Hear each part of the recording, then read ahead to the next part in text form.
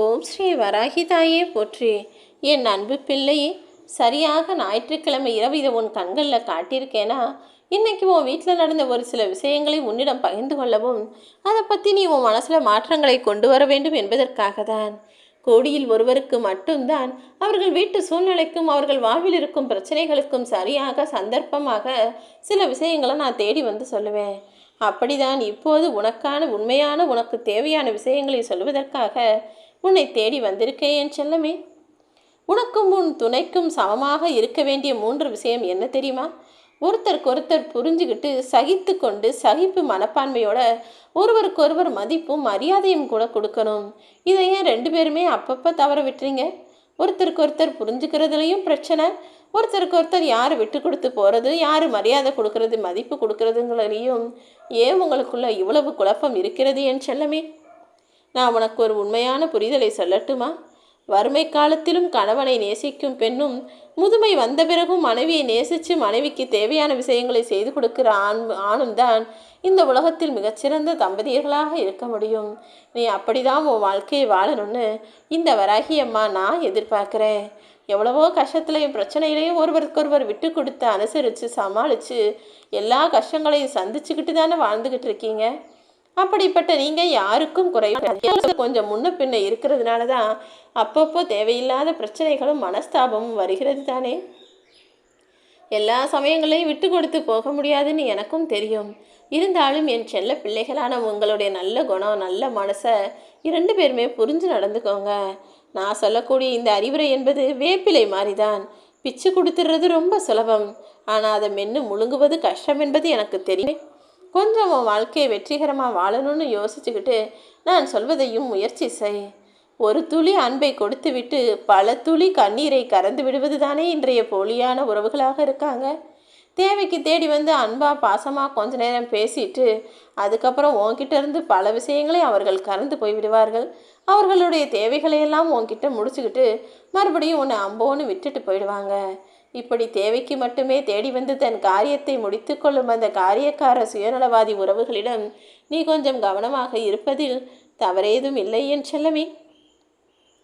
மனிதர்கள் எல்லாருக்கும் கனவும் ஆசையும் லட்சியமும் இருக்குது. ஆனால் அதை விட பெருசாக பயமும் இருக்குது தானே. என்ன செய்வோம்? பிள்ளைங்களை எப்படி கரை சேர்ப்போம்? பிள்ளைங்களை வளர்த்து ஆளாக்கணும், குடும்பத்தை சரி செய்யணும், குடும்பத்தை நிர்வகிக்கணும், அலுவலகத்தில் அதை சரி செய்யணும், இதை சரி செய்யணும், பிரச்சனைகளை சந்திக்கணும், அவங்கள சமாளிக்கணும்னு எல்லா மனிதர்களுக்கும் நிறைய பிரச்சனைகளும் அதை பற்றிய பயமும் இருக்குது. முதல்ல இதை பற்றிலாம் கவலைப்படுறதை நிறுத்துங்க. ஏன்னா நீங்கள் கவலைப்பட்டாலும் கவலைப்படாட்டியும் எது நடக்கணுமோ அதை தானே நான் நடத்தி வைப்பேன். அப்படி இருக்கும்போது ஏன் உங்கள் கையில் இல்லாத, உங்களால் சரி செய்ய முடியாத பிரச்சனைகளை மனசில் தூக்கி பாரமாக வருத்தப்படணும்? வாழ்க்கை என் பொறுப்பில் விட்டுட்டு நீங்கள் கனவு காணும் வேலையை மட்டும் பார்த்து அதை அடைவதற்கான முயற்சிகளை செய்யுங்க. எல்லா சூழ்நிலையிலும் இந்த வராகியம்மா உன் கூட துணையாக இருந்து நிழல் போல இருந்து உன்னுடைய நிம்மதியான கனவுகளை அழகாய் நனவாக்குவேன் என் செல்லமே. உன்னை உதாசீனம் செய்யக்கூடிய இடங்களில் நீ நிற்கக்கூடாது. நீ மட்டுமல்ல, உன்னுடைய நிழல் கூட அந்த பக்கம் போகக்கூடாது. யார் உதாசீனம் செய்தாலும் கண்டுகொள்ளாமல் அவர்களை கண்டும் காணாமல் கடந்து போகக்கூடிய ஆளாக நீ இருந்துட்டீனா ஒரு காலமும் சூழ்நிலையும் மாறும்போது அவர்கள் தானாகவே உன்னை தேடி வருவார்கள் என் செல்லமே. தன்னுடைய எதிரிகளை அடக்கி ஆண்டு வெற்றி பெறுபவனை விட தன்னுடைய ஆசைகளை அடக்கிக் கொள்பவன் தான் சிறந்த வீரன். நீ எப்படிப்பட்ட ஆளாக இருக்க?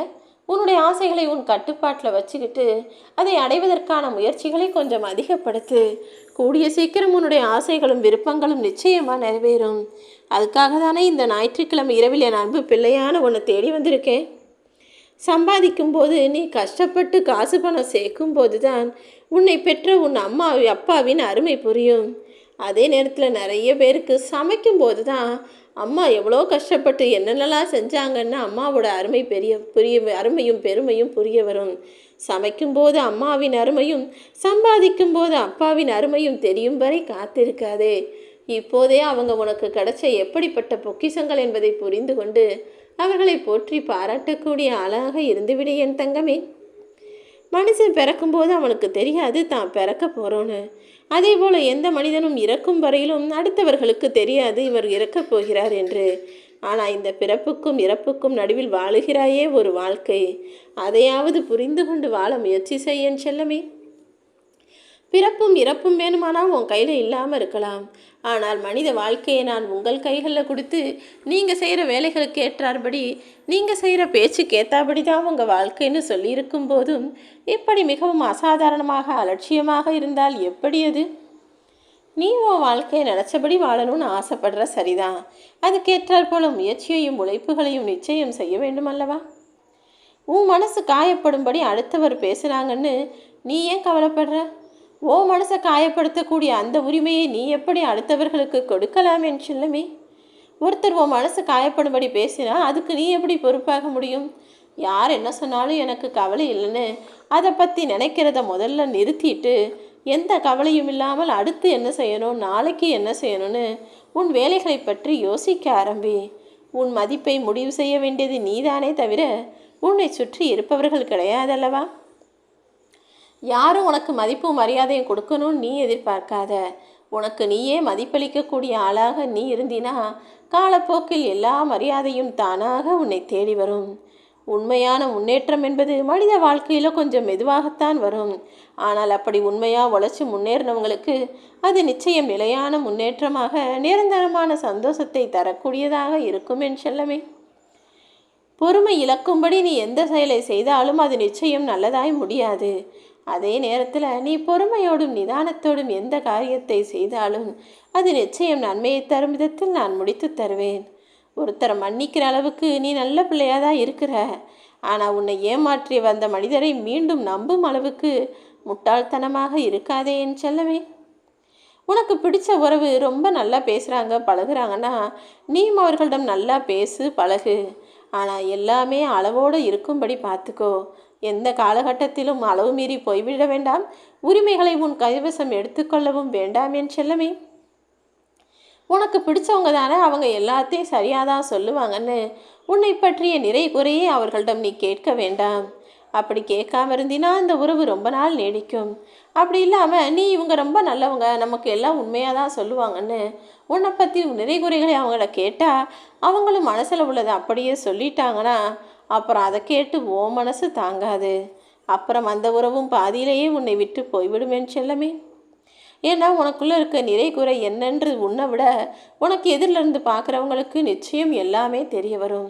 அவர்கள் உன்னை பற்றிய நிறையை சொல்லும்போது சந்தோஷப்படக்கூடிய நீ உன்னை பற்றின குறையை சொல்லும்போது அதை உன் மனசு ஏற்றுக்காது. ஆனால் காலப்போக்கில் நீ அடிக்கடி அதை பற்றியே யோசித்து ஒருவேளை அது உண்மைதானோன்னு உனக்கு யோசனைகள் வரும், புரிய வரும். ஆனால் அவங்க அப்படி சொல்லிட்டாங்களேன்னு யோசித்து அவர்களையே நீ தவறான ஆளாக நினைக்கக்கூடிய வாய்ப்புகள் நிறைய இருக்குது. அதனால தான் சொல்கிறேன், எப்போதும் யாரிடமும் போய் உன்னை பற்றிய நிறை குறைகளை விமர்சனங்களை நீயாகவே கேட்க வேண்டாம் என் செல்லமே. செய்து முடிக்கும் வரைக்கும் எல்லா விஷயமே கொஞ்சம் கஷ்டமாக இருப்பது போல தான் தோன்றும். ஆனால் நீ செஞ்சு முடிச்சிட்டினா ஆஹா இவ்வளவு சுலபமானது, இதையா நம்ம கஷ்டம்னு நினச்சோன்னு நிச்சயமாக நீயே சொல்லுவாய் என் செல்லமே. எல்லா விஷயமும் பார்க்குறதுக்கு முதல்ல அப்படி தான் இருக்கும். ஆனால் நீ களத்தில் இறங்கிட்டினா அது ஒரு கஷ்டமும் இல்லாமல் சுலபமாக செய்வதாக இருக்கும். உன்னிடம் நீ எப்படி நடந்து கொள்ள வேண்டும் என அடுத்தவர்களை யோசிக்கிறாயோ அதே போல நீயும் மற்றவர்களிடம் மரியாதையாக பணிவாக நடந்து கொள். ஓம் வராகி.